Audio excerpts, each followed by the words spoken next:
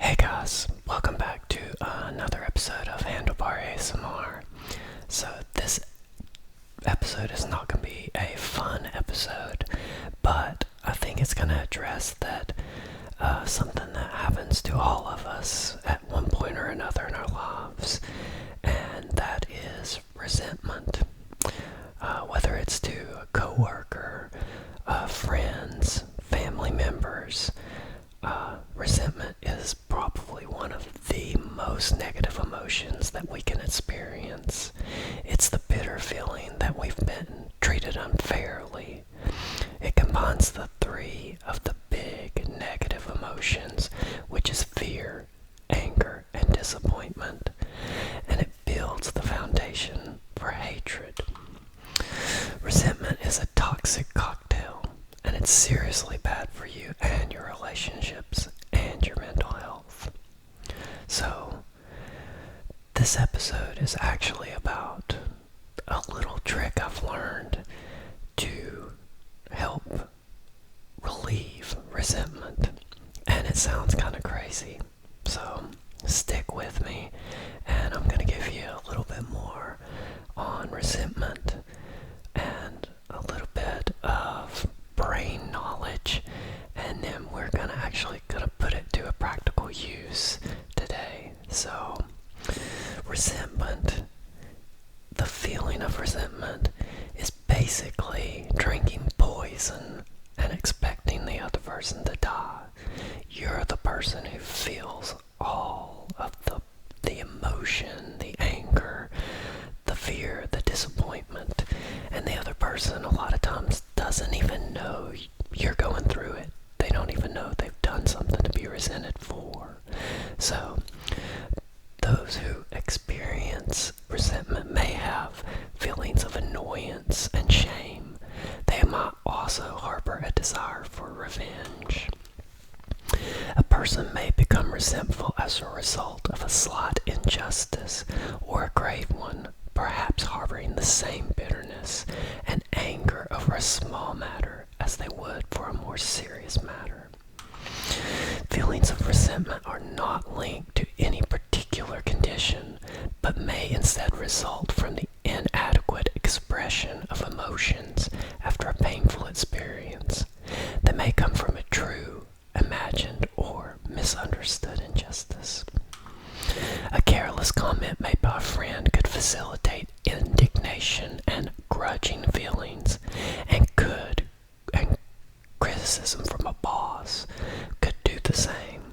Resentment can also be broad and applied to large groups of people, often with drastic consequences. For example, racism and religious persecution often develop from deep-seated resentment. A person experiencing resentment may feel personally victimized, but may be too angry or ashamed to discuss it, resulting in emotions instead of allowing the grudge to fester and be expressed in the form of anger.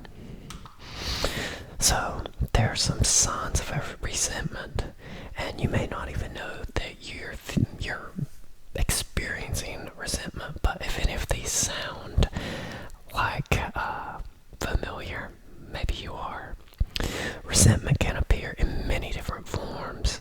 Some signs you may be harboring. These are some signs that you may be harboring resentment. It's a continual or reoccurring feeling of strong emotion, such as anger when thinking about a specific interaction or experience. Feelings of regret, fear, and avoidance of conflict. Tense relationships, feeling invisible, inadequate, or less than. Resentment is a normal and common emotion, but it also has a tendency to linger and cause problems with future relationships, or cause us to carry ourselves into it carries over into unrelated circumstances. And the worst part of resentment is that we often feel it against the people that we care about the most, such as our parents, our significant others, or even our children. So sometimes it's not an easy or even a good idea to confront these people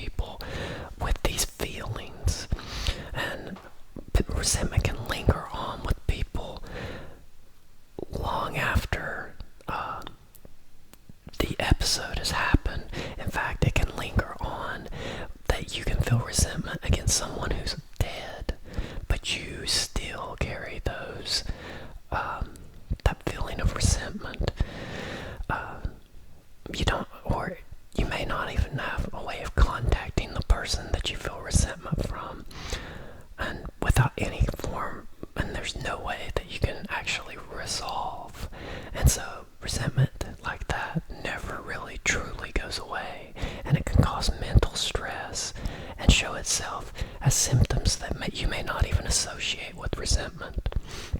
See, the brain's funny about that. It can lock away a lot of our thoughts and our emotions, but it can impact our daily lives without us even knowing it. So, what can we do if we resent someone that we can't have any resolution with? Are we just meant to suffer most times without the person that we resent ever knowing what they are doing or have done? Well, there is a trick that we can play on our brain in these cases. It isn't exactly a cure, but if you hear me out, it could actually give you some relief, and even over time maybe allow you to forgive, which is the ultimate goal of getting over resentment. And once you set that resentment free, it's only good for you, because resentment hurts the resenter, not the person that's being resented. And that's what we're talking about. So, I'm sure you're asking, what is this nifty trick? So, let me explain the why it works before I explain the how it works, because you're gonna call bullshit on me immediately. And but just hear me out. I'm on your side. So I've used this myself, and I'm actually going to use it today because I have a little bit of resentment against one of my best friends, and so I'm going to put it to practical purpose right here in front of you. Okay, so the thing is, how do we trick our brains? The answer is simple, actually. Our brains can create all kinds of fantastical and creative things, but for the most part, the brain is actually quite literal. What you think is reality to the brain. It isn't just a thought. Our brains think our thoughts are real. An example would be feeling anxious, sweating, or being scared by a movie, or seeing someone do something dangerous in a video. Logically, your brain knows that this is not happening to you, or even at this moment, but you still get the response because the brain interprets what you see and your thoughts as reality. Think about this also. Have you ever thought about something you did a long time ago, and you done something wrong, you said something wrong, and when you think about it, you wince? Like an automatic response. Well, to your brain, you weren't just thinking about something you done stupid a long time ago. To your brain, it just happened. You just done that stupid thing. So, here's what we're going to do. This is my trick to fight resentment, and I can tell you, if you will just listen to me and give it a try, it really can help a lot of people. And what is that trick? Well,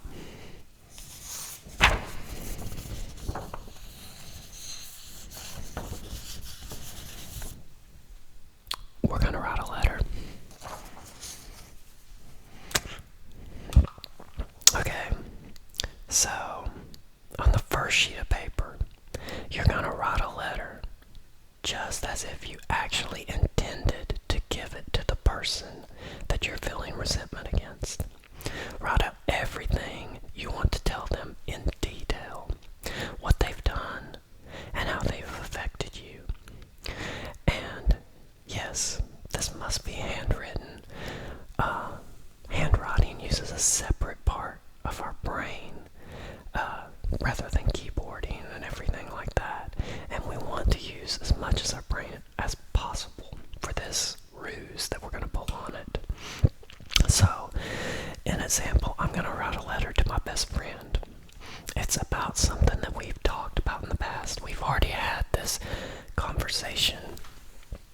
It's just something that kind of happens again over time. And if you have friends, you know that that's pretty common. So we've talked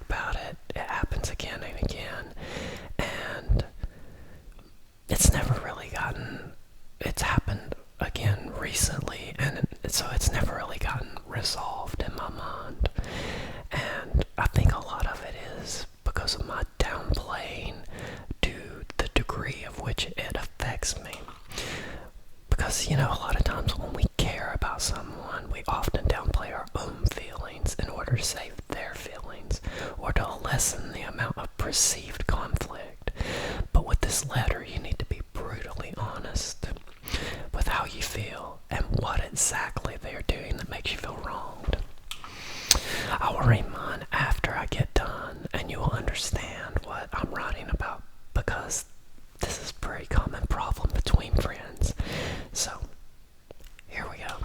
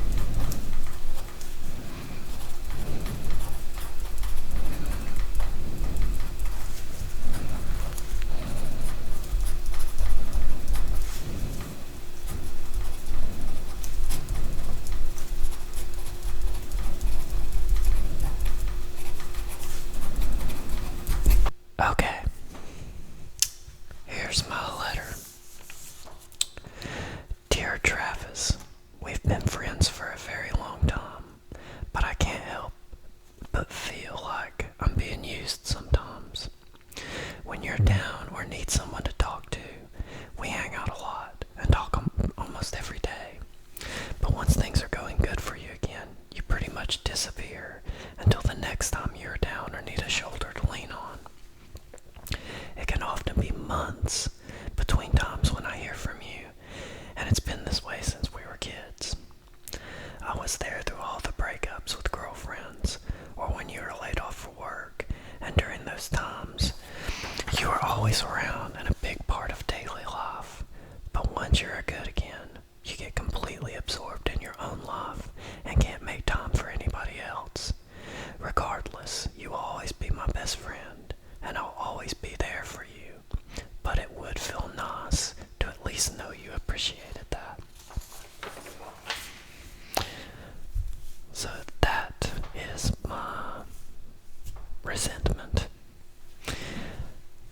And now it captures everything that I'm feeling.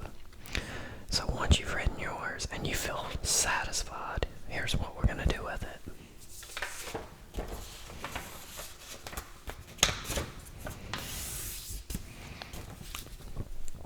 We're going to fold it up and we're going to put it away. But with this second sheet of paper, we're going to write a response letter from whoever we had the resentment toward. Just like, so mine will be from Travis to me, and it will address all of my issues with a solid apology for each thing. You don't have to write it like you think they would write it, so you don't have to write it in their style. You just want closure. You just want to address each problem and then apologize for it. So, here it goes.